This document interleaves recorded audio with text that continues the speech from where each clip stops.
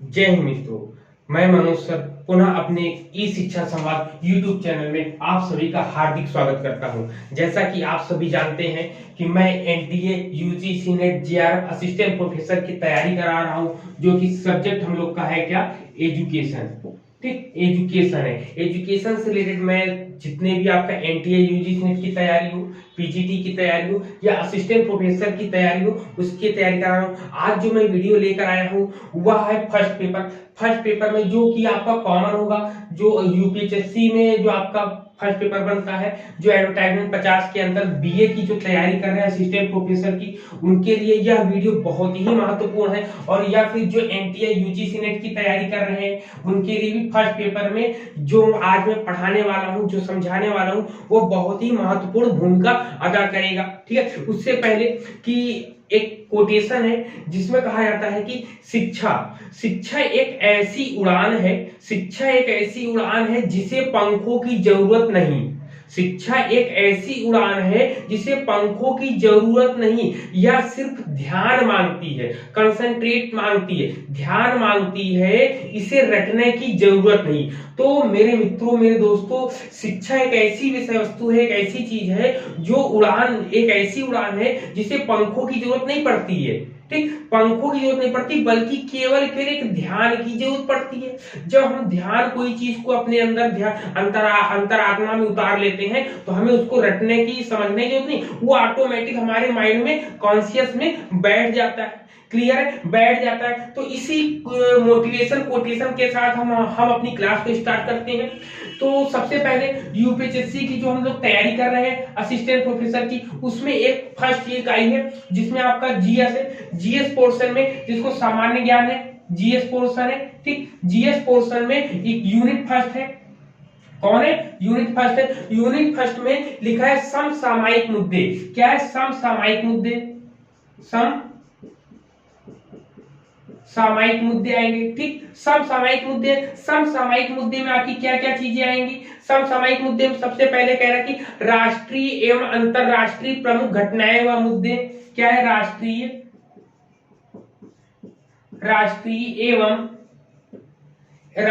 एवं अंतरराष्ट्रीय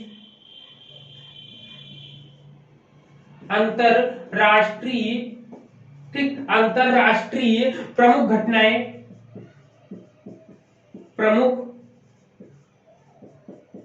घटनाएं एवं मुद्दे। ठीक, मुद्दे होता है। तो ये आपका पहला, मतलब यूनिट फर्स्ट का पहले वाले पॉइंट में आपको इतनी चीजें पढ़ी कि राष्ट्रीय एवं अंतरराष्ट्रीय, राष्ट्रीय और अंतरराष्ट्रीय जो प्रमुख घटनाएं हैं वह मुद्दे हैं, उनको यहाँ पर कवर करना है। तो आज जो हम लोग डिस्कस करने वाले हैं वह राष्ट्रीय, नेशनल लेवल पर जो भी राष्ट्रीय स्तर पर मुद्दे हैं उस पर हम लोग आज डिस्कस करेंगे। तो चलिए सबसे पहले डिस्कस करते हैं। तो हम लोगों के सामने सबसे पहले क्या चीज आएंगी? देखिए, राष्ट्रीय परिदृश्य में या इसके अंतर्गत हम लोग देखेंगे कि भारत में जो भी चीजें इस राष्ट्रीय स्तर पे, मतलब हो गया कि भारत में जो भी चीजें बनी हैं, जो भी चीजें हुई हैं, उससे संबंधित हम लोग बात करेंगे। तो आज हम लोग सबसे पहले पढ़ेंगे, क्या पढ़ेंगे? पहला पॉइंट, पहले नंबर पढ़ेंगे फसाई, मतलब FSSAI। फसाई का मतलब क्या होता है?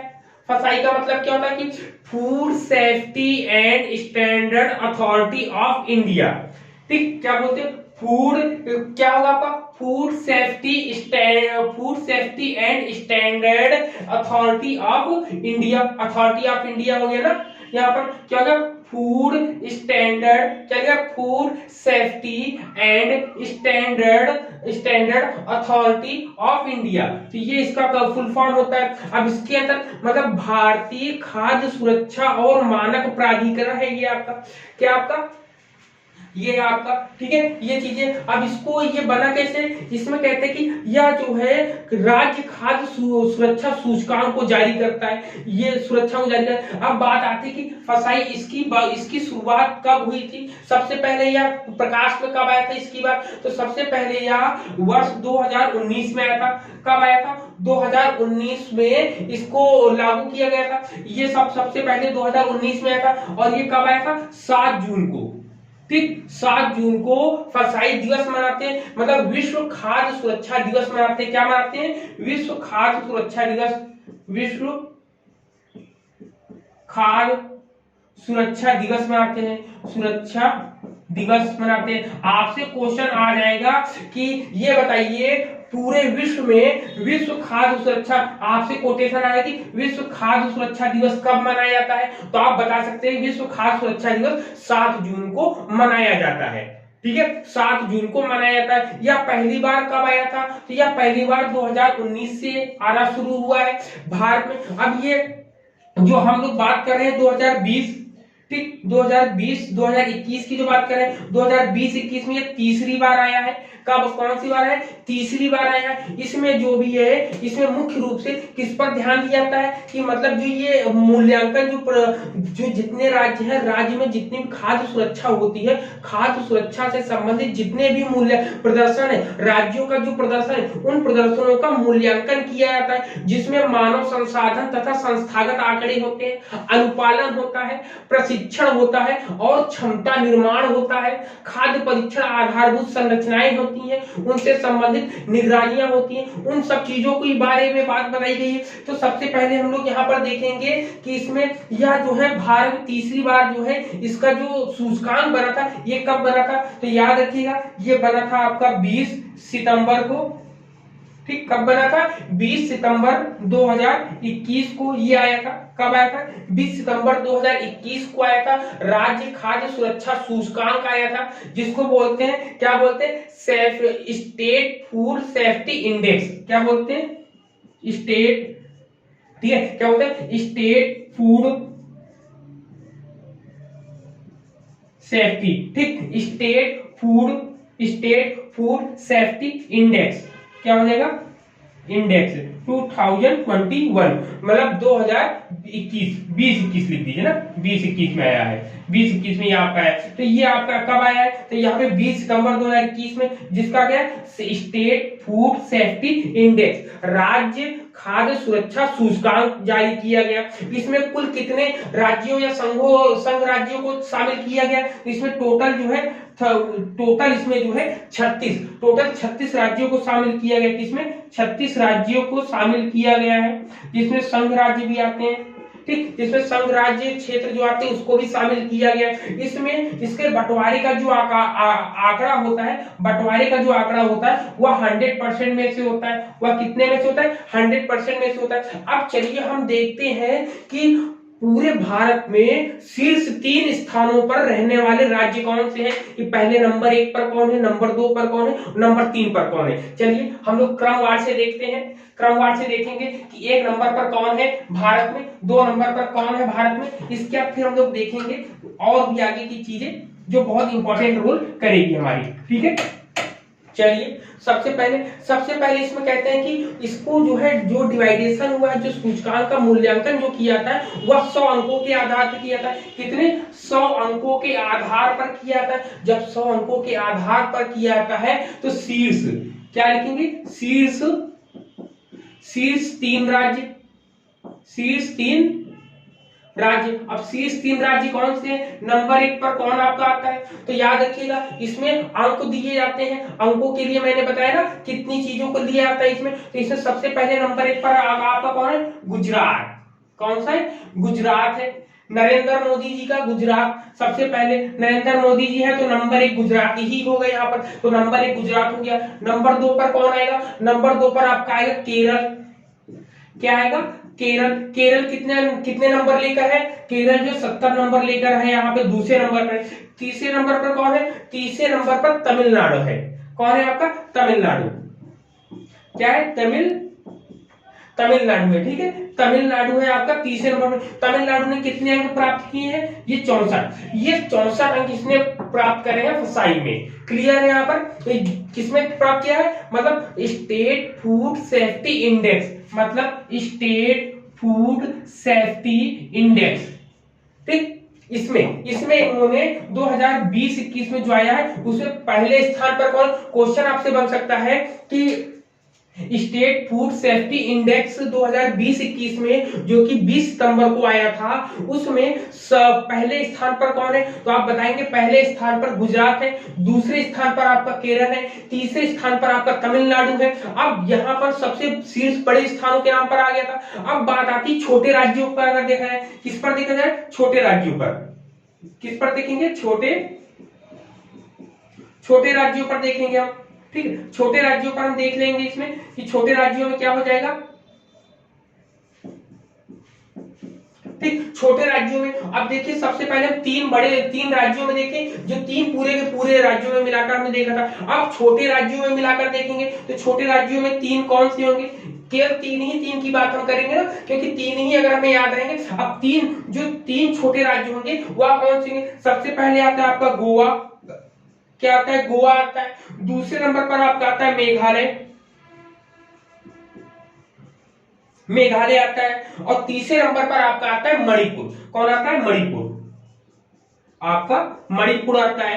अब देखिए यहां पर नंबर्स की बात करें ना, 100 में से इसने 72 अंक प्राप्त किए, नंबर 1 पर है। केरल ने 70 प्राप्त किए, नंबर 2 पर है। तमिलनाडु ये 64 प्राप्त कर किए, तो इससे नीचे ही तो वो नंबर जाएंगे। तो इससे नीचे गोवा ने पाए हैं 63, ठीक 63 अंक पाए हैं। मेघालय ने पाए हैं 53 अंक। मेघालय ने कितने पाए? 53। और मणिपुर ने पाए हैं आपके 46 अंक। तो कुल मिलाकर ये छोटे राज्यों की अगर हम बात करें तो छोटे राज्यों में नंबर 1 पर आपका गोवा है, नंबर 2 पर आपका मेघालय है, और नंबर 3 पर आपका है मणिपुर। अब तो बात हो गई सबसे बड़े राज्यों की, बात हमने कर ली और छोटे राज्यों में भी बात कर ली। अब बात आती है कि संघ राज्य वाले जो कितने हैं, संघ राज्य क्षेत्रों में शीर्ष स्थान कौन है? क्या होगा? संघ राज्य। ये पॉइंट नंबर 1 था, ठीक, ये 2 नंबर था, ये 3 नंबर पे देखिए। 3 नंबर पे कह रहा है कि संघ राज्य, क्या आपसे कह रहा है कि संघ राज्यों में जो 3 शीर्ष स्थान थे संघ राज्य, ठीक। संघ राज्य में देखिए, संघ राज्य में सबसे पहले ए, बी और सी, इन तीनों पर हम डिस्कस करेंगे। तो सबसे पहले नंबर पर कौन है? सबसे पहले नंबर पर आपका जम्मू और कश्मीर। कौन है आपका? जम्मू और कश्मीर। जम्मू और कश्मीर है आपका, ठीक, कश्मीर है। दूसरे नंबर पर आपका कौन है? अंडमान और निकोबार द्वीप समूह। कौन है आपका? अंडमान, ठीक, अंडमान और निकोबार, ठीक, निकोबार, ये दोनों है आपका, अंडमान निकोबार है। और तीसरे नंबर पर है आपका दिल्ली। कौन है? दिल्ली है आपका। अब देखिए इन्होंने क्या क्या नंबर पाए। ये कश्मीर ने 67 नंबर पाए हैं आपने, निकोबार द्वीप समूह ने आपका ये 61 नंबर इसने अंक पाए हैं, और दिल्ली ने 58 नंबर पाया है। क्या पाया? दिल्ली ने 58 नंबर अंक प्राप्त किए हैं आपका, ठीक है। तो ये सब की सब पूरे हैं। ये संघ राज्य वाले हैं, ये शीर्ष 3 बड़े राज्य वाले हैं, ये 3 शीर्ष छोटे राज्य वाले हैं। अब 3 के तीनों मैंने बता दिए यहाँ पर ना। अब यहाँ पर इतनी चीजें हो गई, क्लियर है यहाँ पर, ठीक है। अब इसके बाद आता है कि अब इसमें इतनी बातें तो हम लोगों ने कर ली। अब बात आता है कि सूचकांक में सबसे निम्न स्थान पर कौन रहा, सबसे छोटे स्थान पर कौन रहा। तो चलिए इस पर भी हम लोग डिस्कस कर लेते हैं ना कि सबसे छोटे स्थान पर कौन रहा। अब यहीं पर हम लोग बात कर लेते हैं, इसी पर, यहीं पर, ठीक, यहीं पर हम लोग बात कर लेते हैं हम लोग, ठीक है। यहीं पर हम लोग बात कर लेते हैं कि देखिए तो यहाँ पे 3 जो है, यहाँ पर सबसे मिजोरम छोटे राज्यों में सबसे 8वें स्थान पर रहा। 8वां स्थान छोटे राज्यों में अगर देखा जाए तो मिजोरम की बात करी जाए, किसकी बात करी जाए? मिजोरम की, ठीक, मिजोरम 8वें स्थान पर। हम लोगों के एग्जाम में क्वेश्चन बनेगा कौन? क्वेश्चन बन सकता है बिहार से, पूछा जाएगा कि बिहार किस स्थान पर है। तो बिहार आप बताएंगे बड़े राज्यों में 20वें स्थान पर है। किसमें है? बड़े राज्यों में 20वें स्थान पर है। और वहीं पर अगर एक क्वेश्चन और आता है, हम लोग यूपीएससी का अगर एग्जाम दे रहे हैं, उत्तर प्रदेश का एग्जाम दे रहे हैं, तो उत्तर प्रदेश के बारे में भी प्राप्त होना चाहिए, उत्तर प्रदेश के बारे में पता होना चाहिए। तो इसमें कह रहा है कि इस सूचकांक में बड़े राज्यों में उत्तर प्रदेश जो है आपका, उत्तर प्रदेश किस स्थान पर आता है? उत्तर प्रदेश जो है 5वें स्थान पर आता है। कितने? 5वें स्थान पर आता है। मतलब ये 5वें स्थान पर यहाँ पर है, लेकिन अंक कितने प्राप्त किए? अंक इसने 59 प्राप्त किए। इसने कितने? 59 प्राप्त किए आपने, ठीक है। इन्होंने 59 प्राप्त किए हैं बड़े राज्यों में। बड़े राज्यों में उत्तर प्रदेश ने 59 अंक प्राप्त करके 5वां स्थान प्राप्त किया है यहाँ पर। तो ये आपका स्टेट फूड सेफ्टी वाला हो गया ना, स्टेट फूड सेफ्टी वाला। अब देखिए इतनी चीजें क्लियर हो गई यहाँ पर। तो ये पूरा का पूरा मैंने यहाँ पर समझा दिया कि फसाई क्या है, ये स्टेट फूड सेफ्टी इंडेक्स आपका मैंने ये बता दिया। तो यहाँ पर पूरी की पूरी चीजें आपको क्लियर हो गई होंगी। अब चलते हैं हम दूसरे पॉइंट की तरफ, जो हम लोग के एग्जाम के पॉइंट ऑफ व्यू से बहुत इंपॉर्टेंट भी रोल करता है। चलिए दूसरे पॉइंट पे हम लोग चलते हैं। दूसरा पॉइंट हम लोग का क्या है, आप लोग बताइएगा इसमें कि आप लोग को यह वीडियो कैसा लग रहा है। इससे पहले मैंने अपने और भी वीडियो दिए हैं जो एजुकेशन सब्जेक्ट से रिलेटेड है, मैंने उसमें भी आपको काफी चीजें दे रखी हैं। उसके पीवाईक्यूज इस समय कंटिन्यू चल रहा है। सुबह 6 बजे उसकी क्लास होती है, लाइव क्लासेस रहती हैं। लाइव क्लासेस में आपको पीवाईक्यू सॉल्व करने को मिलते हैं, आपको वहां पर क्लियर है, पीवाईक्यूज वहां पर आपको सॉल्व करने को मिलता है। अब चलते हैं नेक्स्ट, नया टॉपिक क्या है, नया टॉपिक है स्वच्छ सर्वेक्षण ग्रामीण। क्या आपका है स्वच्छ सर्वेक्षण ग्रामीण। ठीक, स्वच्छ सर्वेक्षण ग्रामीण, यहां से भी क्वेश्चन बन सकता है 2021। ठीक है, स्वच्छ सर्वेक्षण ग्रामीण, ये यहाँ पर भी दूसरा पॉइंट आपसे बन सकता है। इसमें क्या पूछा जाएगा, इसमें जो प्रधानमंत्री नरेंद्र मोदी ने 2 अक्टूबर, कब 2 अक्टूबर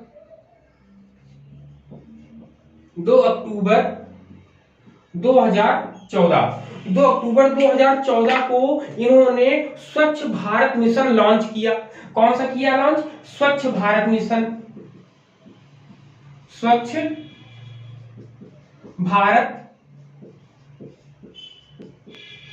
भारत मिशन, जिसको हम शॉर्टकट में क्या बोलते हैं, SBM।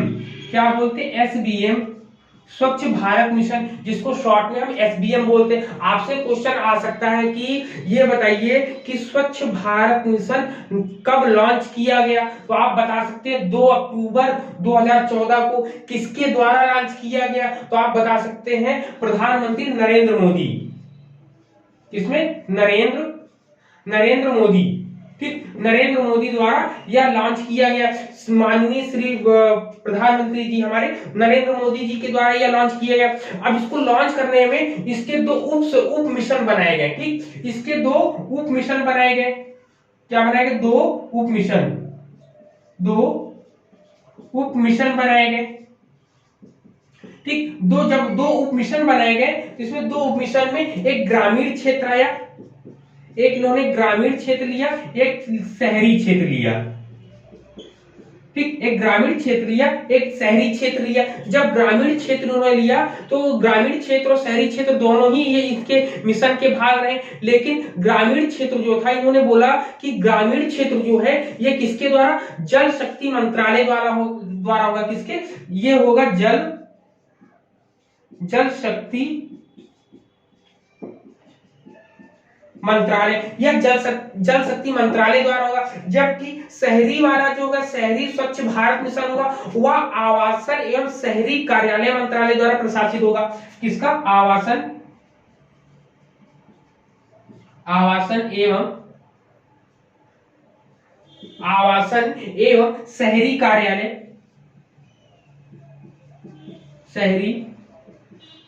कार्यालय मंत्रालय द्वारा प्रशासित होगी। अब देखिए यहाँ पर जो है 2 अक्टूबर 2014 को स्वच्छ भारत मिशन की लॉन्च होता है। लॉन्च कौन करता है, नरेंद्र मोदी जी करते हैं। अब इसको जो है 2 भागों में डिवाइड किया गया, 2 उप मिशन में डिवाइड किए गए, एक शहरी में, एक ग्रामीण में। शहरी जो होता है वह जल शक्ति मंत्रालय द्वारा प्रशासित होता है, जबकि वो ग्रामीण जो होता है जल शक्ति मंत्रालय द्वारा होता है, जबकि शहरी होता है वह आवासन एवं शहरी कार्यालय मंत्रालय द्वारा होता है। अब इसमें बात क्या होती है, अब इसके अंतर्गत मुख्य रूप से ग्रामीण हमारा क्या, स्वच्छ सर्वेक्षण ग्रामीण। तो इसके अंतर्गत क्या किया, इसके अंतर्गत ये कहा गया कि इसके अंतर्गत इन्होंने टारगेट बनाया था कि 2 अक्टूबर 2019 तक इनका टारगेट था कि 100 मिलियन शौचालयों के निर्माण किया जाए। ठीक है। 100 शौचालयों का निर्माण किया, 100 मिलियन शौचालयों का निर्माण किया जाए, जिससे ग्रामीण क्षेत्र जो है, जिसमें सभी के गांव, ग्राम पंचायतों, जिलों तथा राज्य और केंद्र शासित क्षेत्रों को अपने को खुले में शौच मुक्त करें। खुले में शौच मुक्त करने के लिए इन्होंने बताया था ओडीएफ।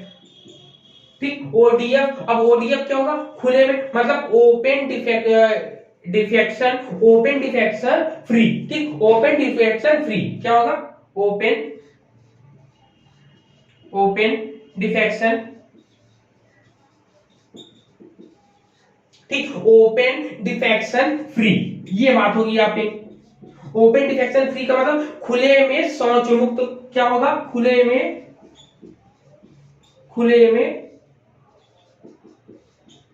शौच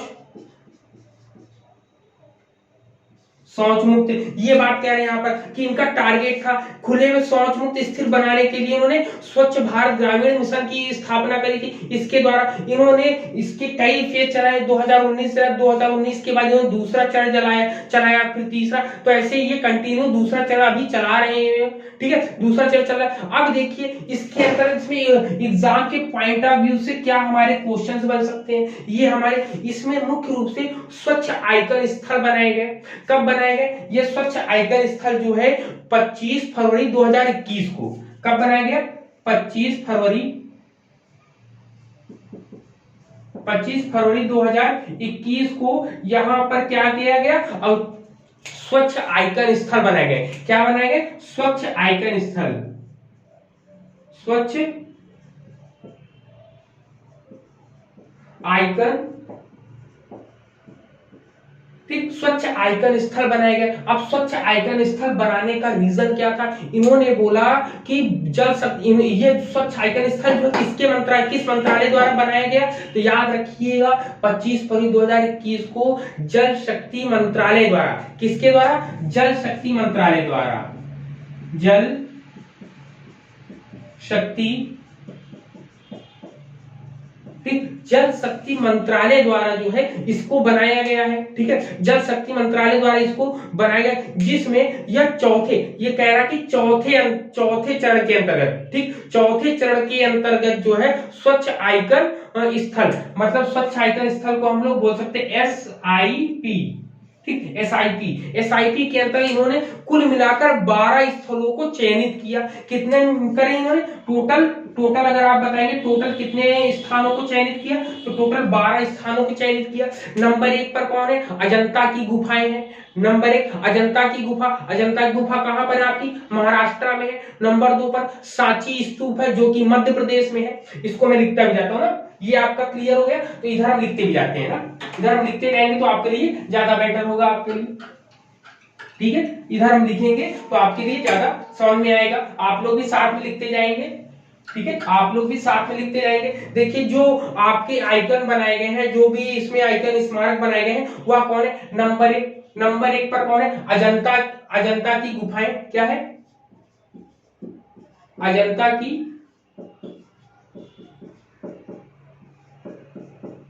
की गुफाएं। अजंता की गुफाएं कहां पर है? महाराष्ट्र में। ठीक, महाराष्ट्र में है आपका। फिर दूसरे नंबर पर आपका सांची का स्तूप। सांची स्तूप क्या है आपका? सांची स्तूप है आपका। सांची स्तूप कहां पर है? आप लोग बताएं। सांची स्तूप है आपका मध्य प्रदेश में। सांची का स्तूप कहां पर? मध्य प्रदेश में है आपका। सांची स्तूप मध्य प्रदेश में है। नंबर 3 पर आपका कौन है? नंबर तीन पर है आपका कुंभलगढ़ किला।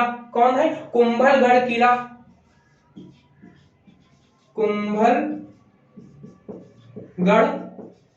किला।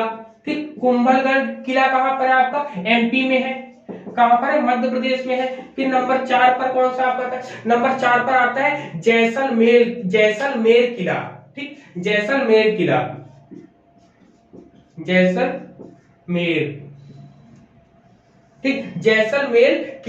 ठीक, जैसलमेर किला आपका आएगा। जैसलमेर किला कहां पर है आपका? आप लोग बताइए। जैसलमेर किला आपका राजस्थान में है। कहां पर है?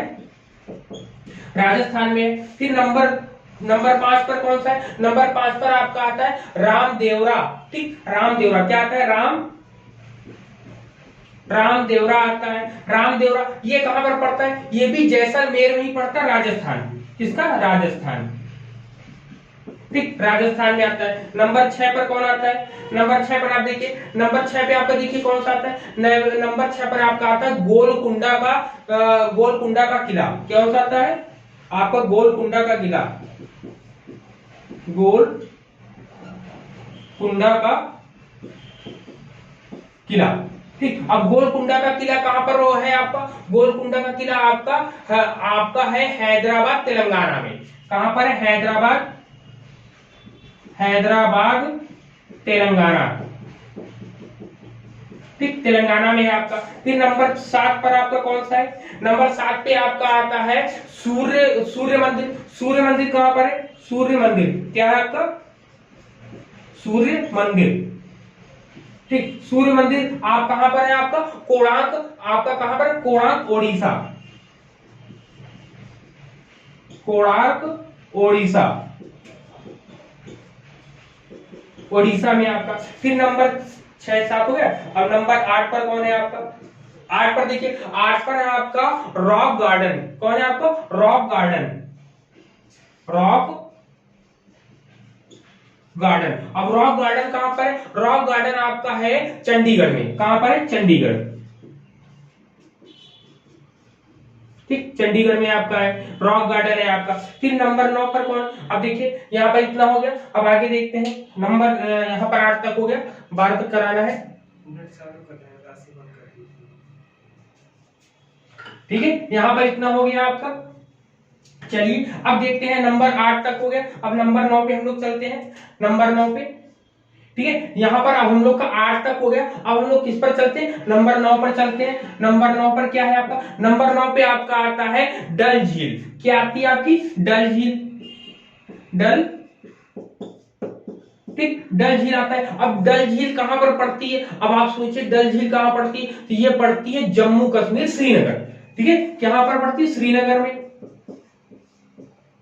श्रीनगर, ठीक है, जम्मू कश्मीर, श्रीनगर में। अब 10 नंबर पे कौन आता है? 10 नंबर पर आपका आता है बांके बिहारी मंदिर। कौन आता है आपका? बांके बिहारी मंदिर। बांके बिहारी मंदिर। ठीक, बांके बिहारी मंदिर। बांके बिहारी मंदिर कहां पर पड़ेगा आपका? मथुरा में। कहां पर पड़ेगा? मथुरा। मथुरा, मथुरा कहां पड़ता है आपका? यूपी में। कहां पर पड़ता है आपका? यूपी में। ठीक है, मथुरा आपका यूपी में पड़ता है। अब 11 नंबर की बात आती है। 11 नंबर पे कौन आपका आता है? आगरा का किला। क्या आता है आपका? आगरा का किला। आगरा का किला। अब आगरा का किला है कहां पे? ये है आगरा में, मतलब यूपी में। ठीक, यूपी में आपका है आपका। ठीक है, अब फिर आपका आता है 12 नंबर। 12 नंबर में क्या आता है? 12 नंबर पे आता है काली घाट मंदिर। क्या आता है? काली घाट मंदिर। काली घाट, ठीक, काली घाट मंदिर आता है। काली घाट मंदिर आपका कहां पड़ता है? काली घाट मंदिर आपका पश्चिम बंगाल में पड़ता है। कहां पर पड़ता है? पश्चिम बंगाल में। ठीक, पश्चिम बंगाल में।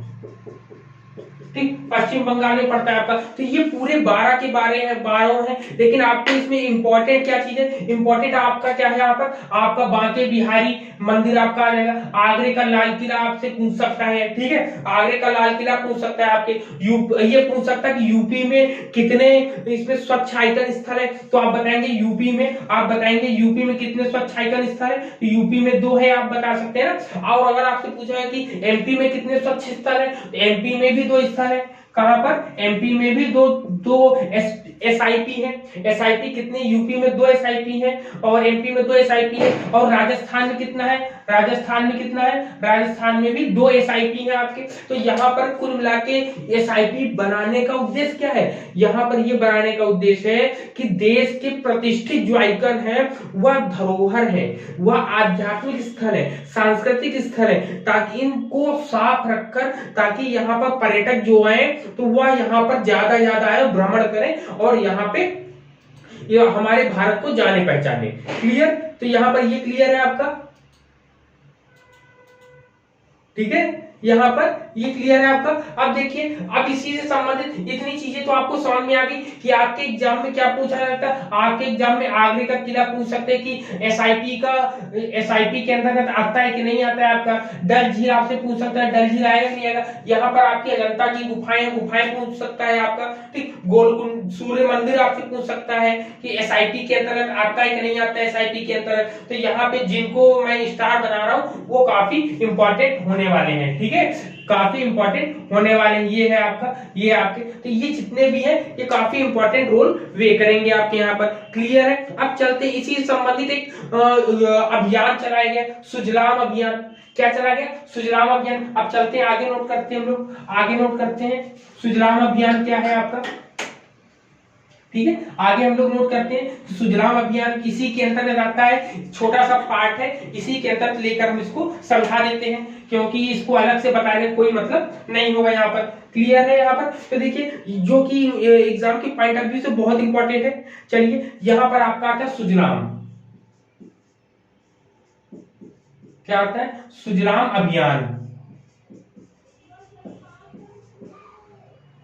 ठीक, सुजलाम अभियान है। यहाँ पर जब सुजलाम अभियान की बात करते हैं तो सुजलाम अभियान जो होता है यह कब स्टार्ट हुआ है, तो आप बता सकते हैं कि ये 25 अगस्त को। कब हुआ है? 25, ठीक, 25 अगस्त 2021 को।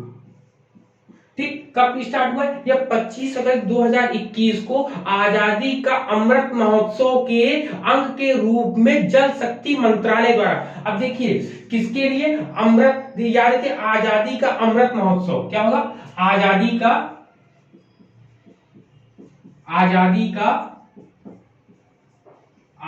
अमृत महोत्सव।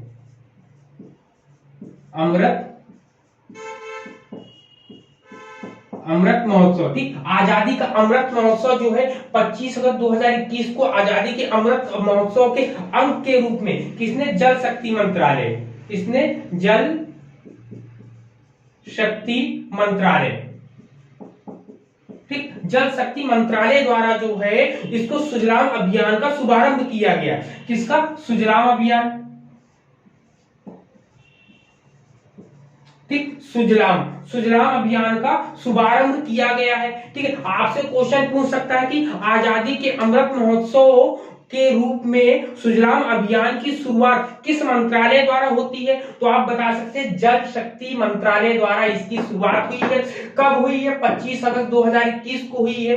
क्लियर है यहाँ पर? इतनी चीजें क्लियर है। अब इसमें क्या कहा गया? इसमें कहा गया सुजलाम अभियान के अंतर्गत कहा गया है कि इसमें ओडीएफ हमने बताया था। इसमें दूसरा पॉइंट है ओडीएफ मैंने आप बताया ना, open defeat free, open defection free बताया ना, ओपन डिफेक्शन फ्री। तो इसमें इसके अंतर ओपन डिफेक्शन फ्री के अंतर्गत जो गंदा जल प्रबंधन है, मतलब ग्रे वाटर मैनेजमेंट हेतु 100 दिवसीय अभियान चलाया गया। कितने दिन? 100 दिवसीय, 100 डेज। ठीक, 100 डेज कैंपेनिंग चलाई गई है। उस कैंपेनिंग में क्या किया गया कि ग्रे वाटर मैनेजमेंट, क्या कहा गया? ग्रे वाटर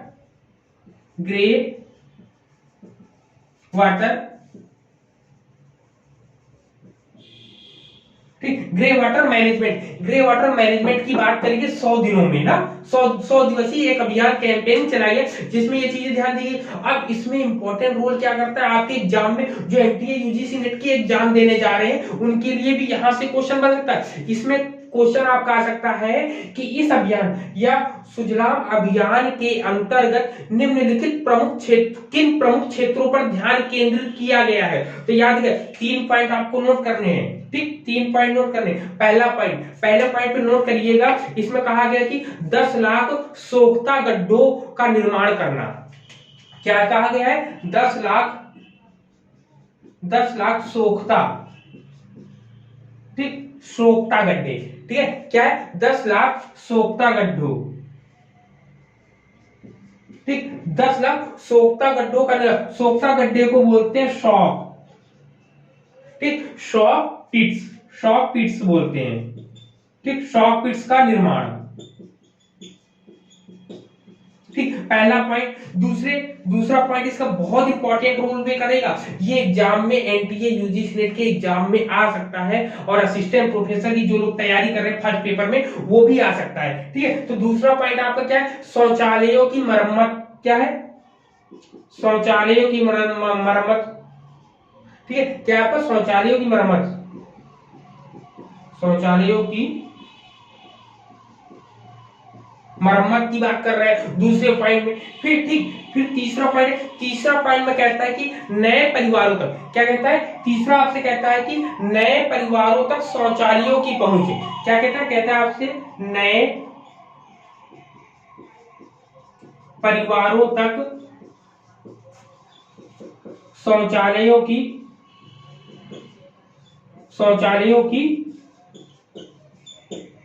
पहुंच। ठीक, पहुंच की बात करता है। तो यहां पर इतनी चीजें बताया कि मतलब कम समय में ओडीएफ प्लस बनाने के लिए कम समय में ये सुविधाएं प्राप्त देने का ये अभियान है। तो यहां पर ध्यान केंद्रित किया गया इन 3 पॉइंट्स पर। ठीक है, कि 10 लाख सोख्ता गड्ढों का निर्माण करना, फिर शौचालयों की मरम्मत करना, फिर आपसे कहना नए परिवारों तक शौचालयों की पहुंच करना। ये सब किसके अंदर, ये ओडीएफ के अंदर, ओडीएफ प्लस बनाने के उद्देश्य से ये चीजें काम करी जा रही है आपकी। क्लियर है, ओडी यहां पर क्लियर है आपका, बताएं यहां पर, यहां इतनी चीजें क्लियर हो गई ना। अब चलते हैं आगे।